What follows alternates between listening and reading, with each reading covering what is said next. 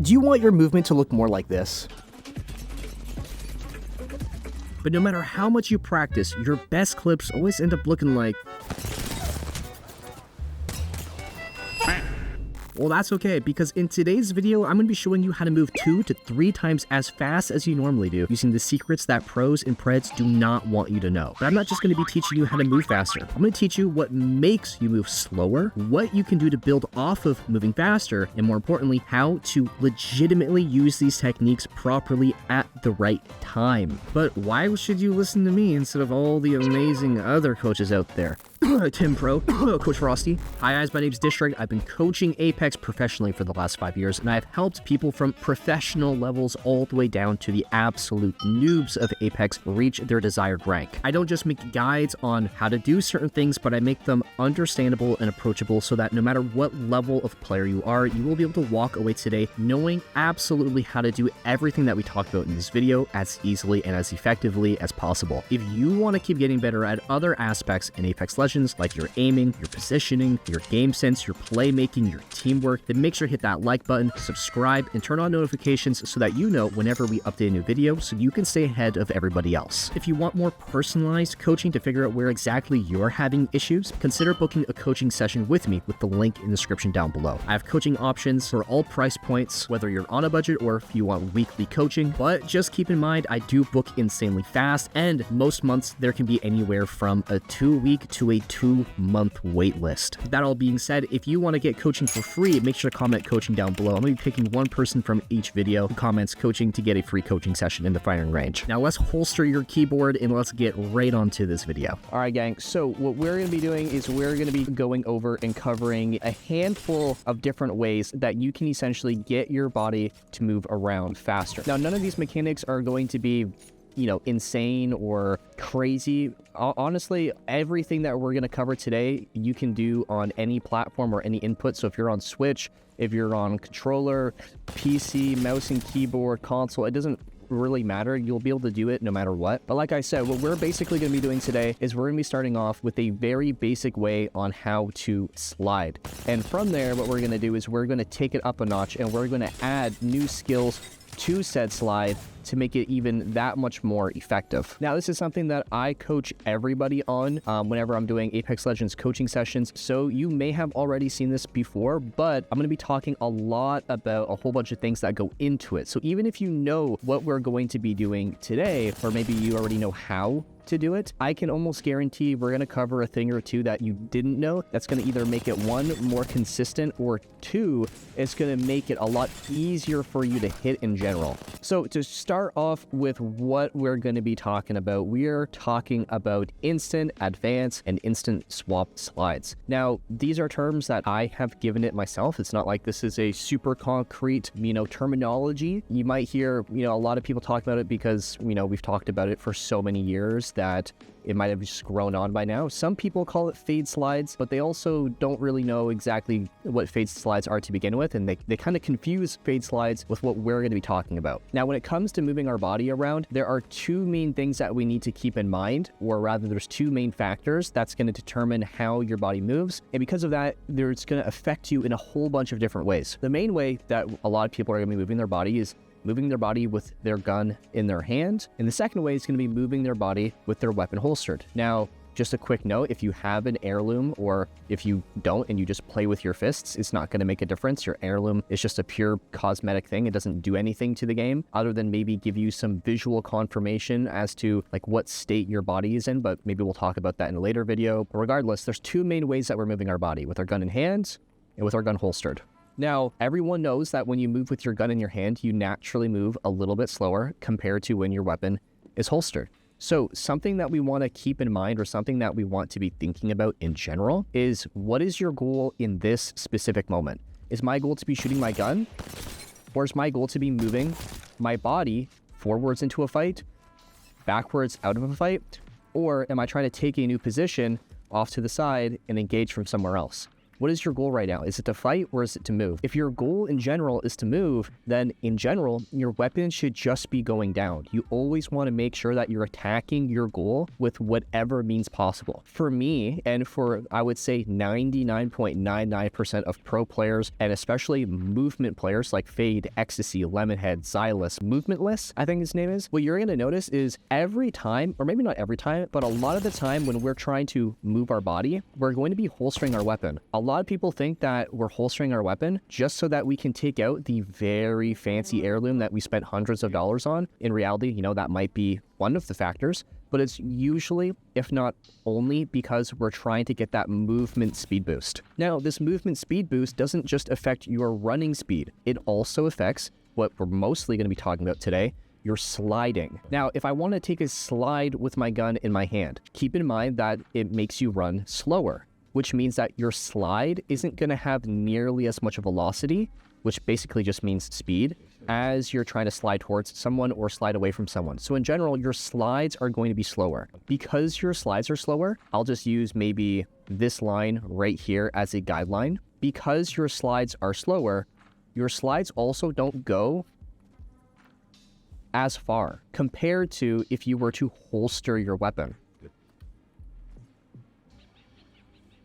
You can see that you get a little bit more distance. Now, is that 1 to 2 meters going to make or break a fight? Probably not, but being able to move your body faster and further in general is helpful. Imagine if you're trying to slide to this box hypothetically and you end up stopping short. You're going to get destroyed and, you know, it's probably not going to benefit you, as opposed to if your slide had actually taken you to where you wanted to go. Now, on top of this, moving with your gun in your hand doesn't just affect your sliding speed and your sliding distance, but it also affects when you can even get into the mechanic itself. So for instance, let's just say I'm trying to fight this person.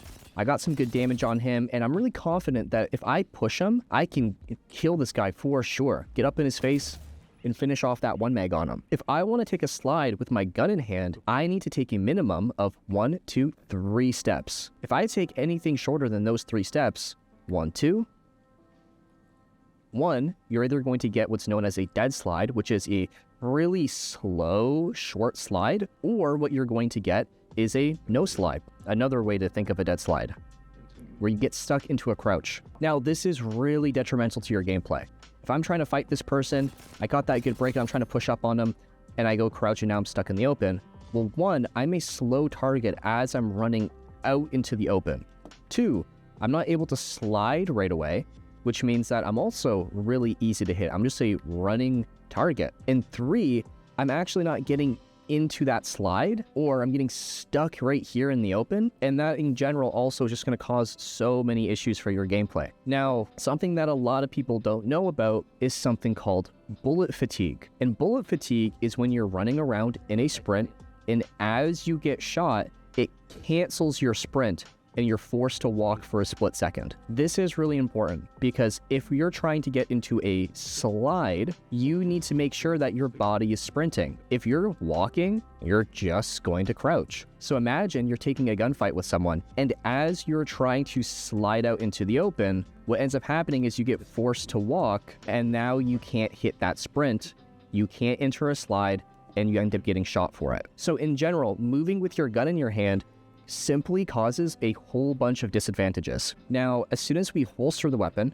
not only do we run faster, which means that our slides are also faster, but we've also completely removed the issue of needing to take 1, 2, 3 steps. Now, as soon as we holster our weapon, as soon as you take 1 slide, or as soon as you take 1 step, you can instantly get into that slide. Meaning, if I'm fighting someone and I'm in behind my cover, as I'm shooting, I'm going to holster my weapon, and it's going to allow me to come out into the open into a slide instantaneously.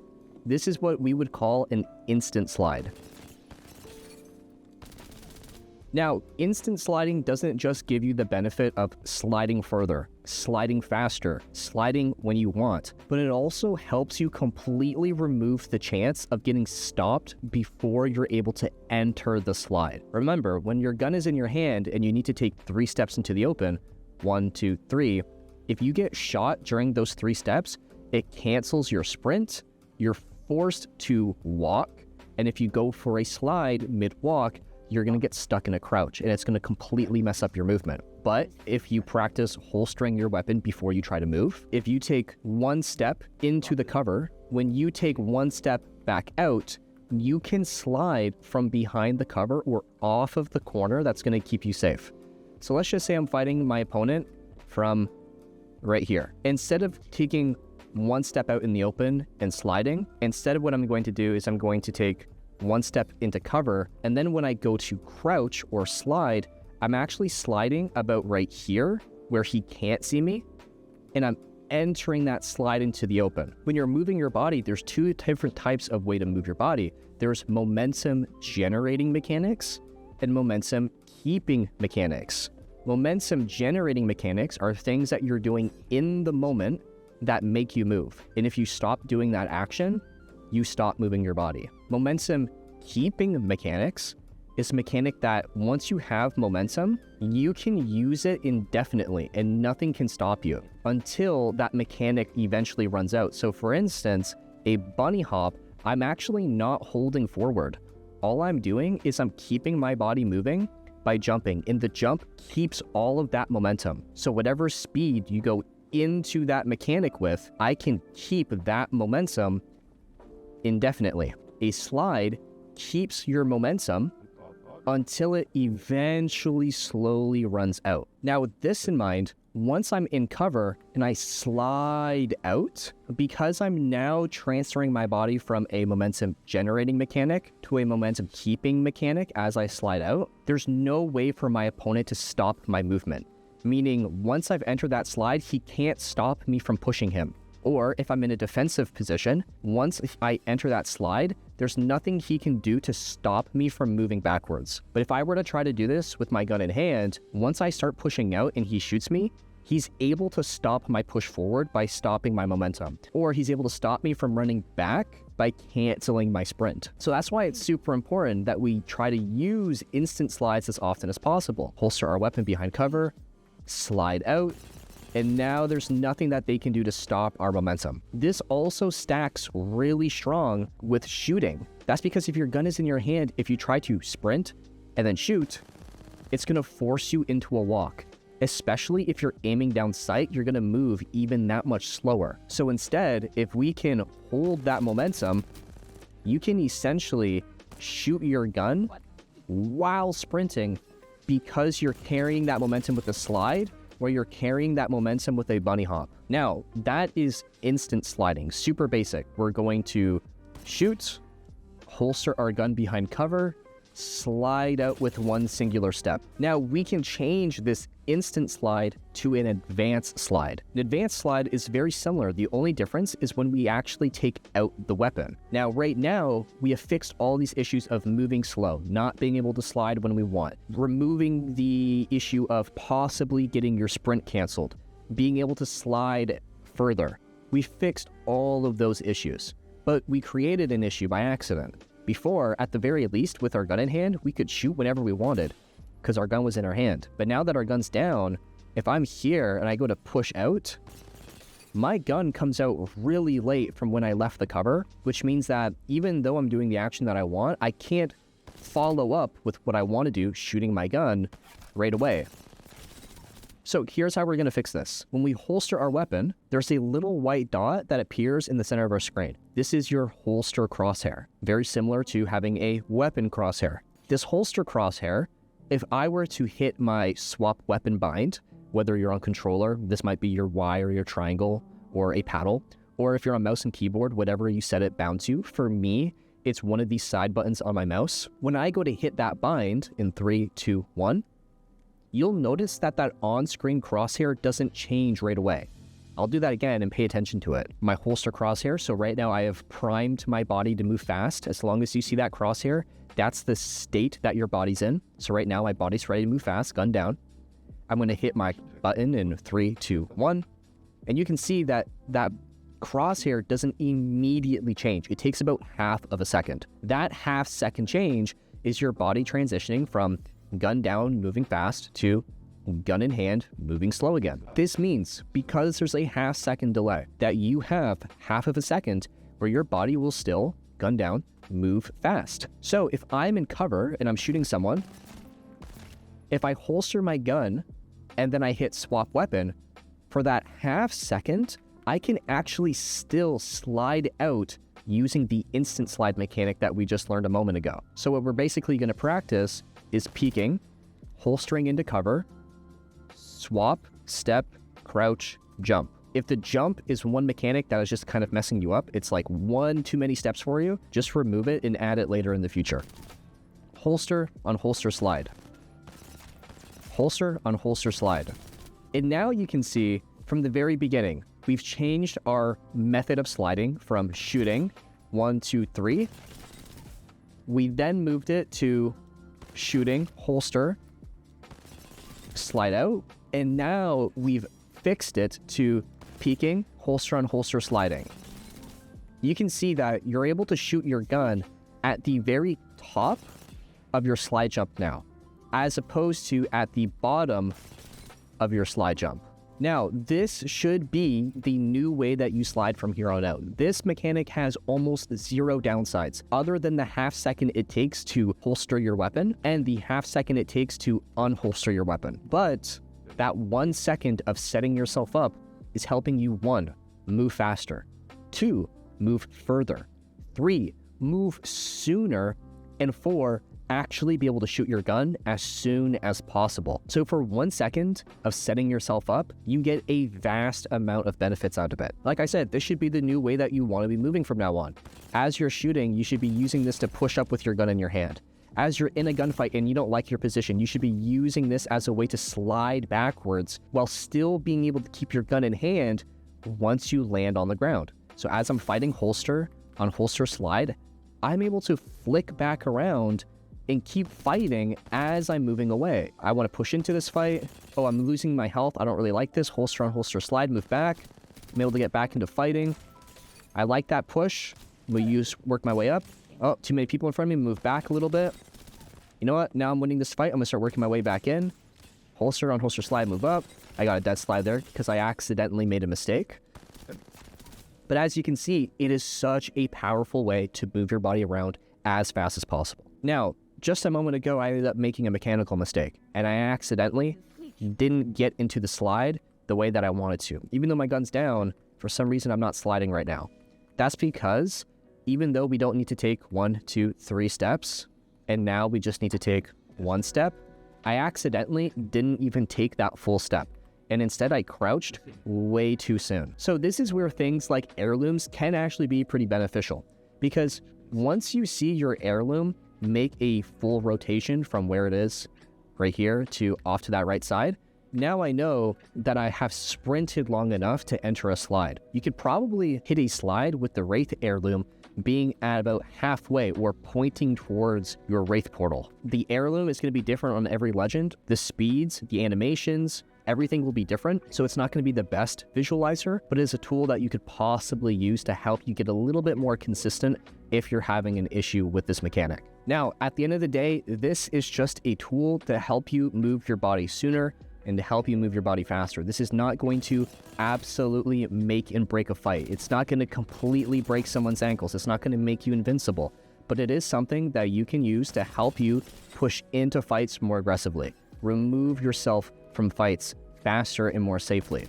and set yourself up into new positions more effectively. Your goal, if you want to take this very basic way of moving your body to the next level, is trying to figure out how can you chain this into the next thing that you're trying to do. How can I apply this to what my current goal is, or what my future goals are? For instance, maybe right now I'm fighting this person. If I were to try and push past him, he's gonna shoot me, he's gonna cancel my sprint, and he's gonna make me stop and move slow. So instead, what I'm going to do is I'm going to instant slide, which is going to put me into a momentum carrying mechanic, either a slide or a bunny hop. And from here, that momentum is going to be carried to this wall. From the wall, I can use this to possibly set myself up to break his ankle.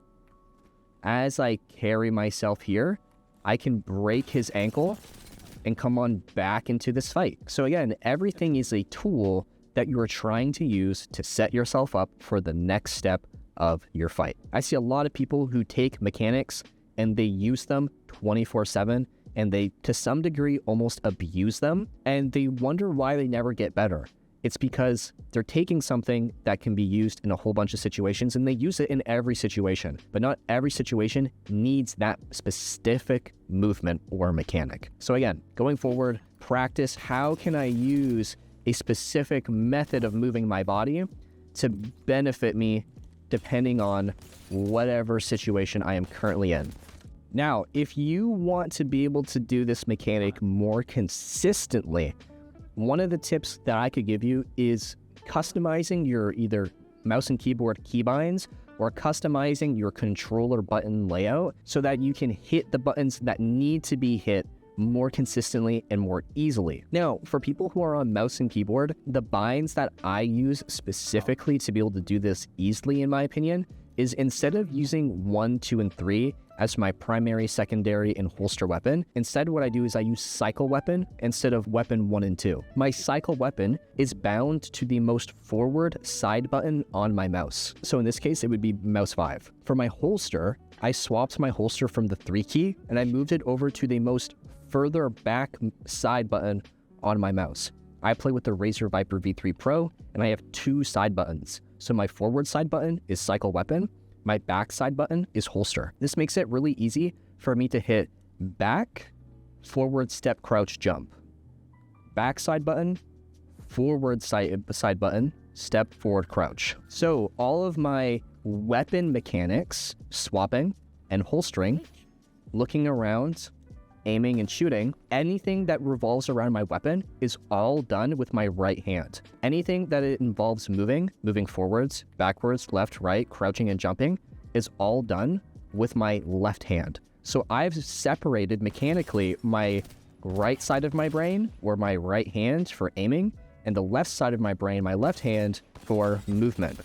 This makes it a lot easier for me to focus on doing 2 different things at once, like incorporating my aiming mechanics into my movement or my movement mechanics into my aiming. Now, the best thing that you can do if you play on controller and you want to have the most consistent movement possible, you're going to need to play with a pro controller with at least 4 paddles on the back of your controller. 4 paddles is the most optimal. Anything less, like Edge Pro controller that only has 2 paddles, is very unoptimal. And anything over 4 paddles starts to be pretty clunky in the back. Now, it is possible to use more than 4. Like I know some controllers have like 6 to like 8 back buttons, but 4 paddles is the key word, is most optimal. Paddles are a lot wider typically, so it's going to be a lot easier to hit with your fingers, especially if you have big fingers. I know me personally, playing with back buttons, my fingers would always like misclick because those buttons are so tiny, my fingers were so much bigger than them. So by having bigger paddles, it makes it easier and more consistent. On top of that as well,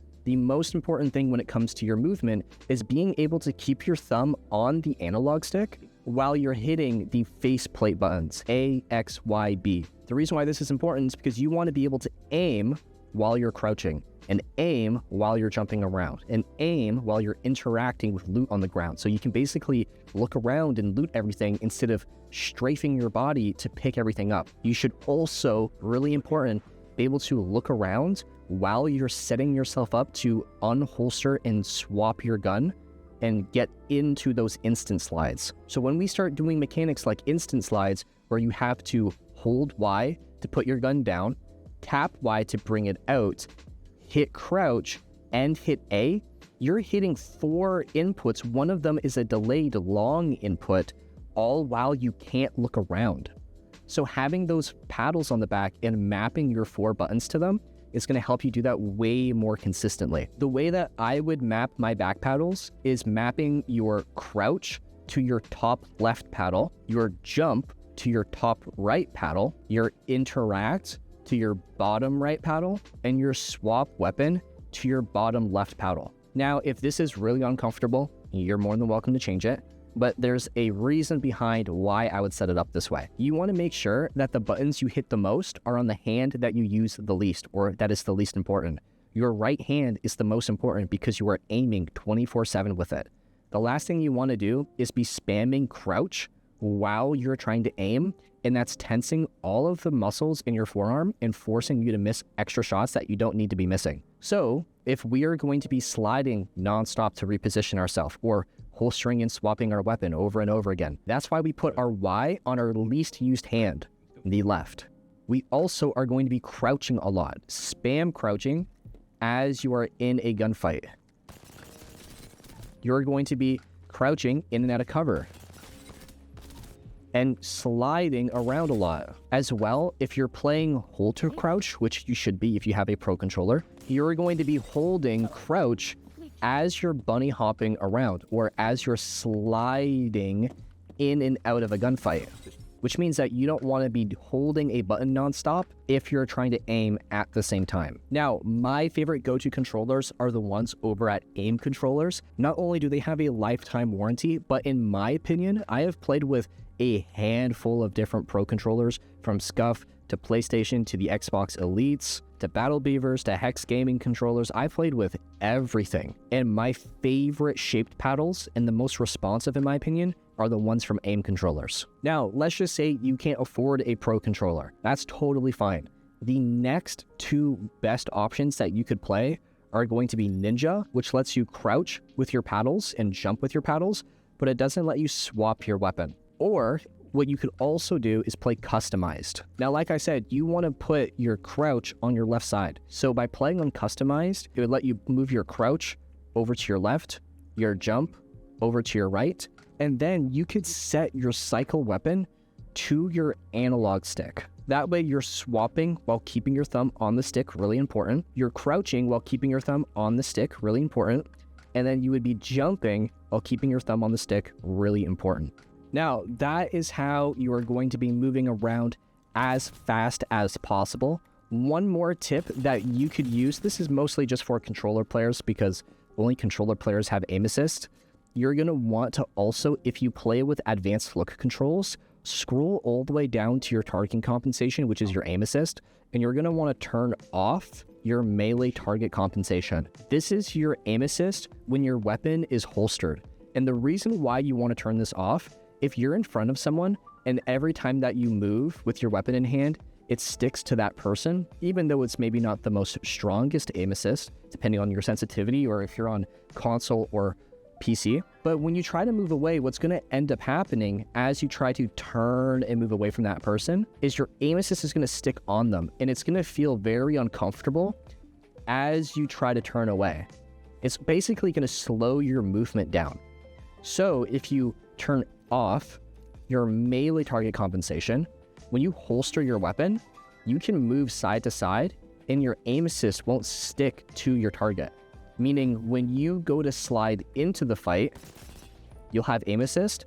And when you go to leave the fight, you won't have aim assist. And it will make it easier to move in and out of those situations. Now, that is absolutely everything that you need to know on how to move faster in Apex Legends. If this video helped you out at all, make sure to leave a like, subscribe, and comment what your hardest part of learning this mechanic was so that other people know if they should be having issues as well as they try to learn it. This is not going to be the easiest mechanic for most people, so definitely make sure to let people know if you're also having issues so that people don't feel left out. One last thing, if you do want to continuously be getting better at Apex Legends or figure out why maybe you're having any mechanical issues, whether it be with your super glides, your super jumps, your movement, your aim, or how you take and approach fights, maybe you're not dropping as high damage as you want, make sure to book a coaching session with me in the link in the description down below on my website, thedistrict.pro.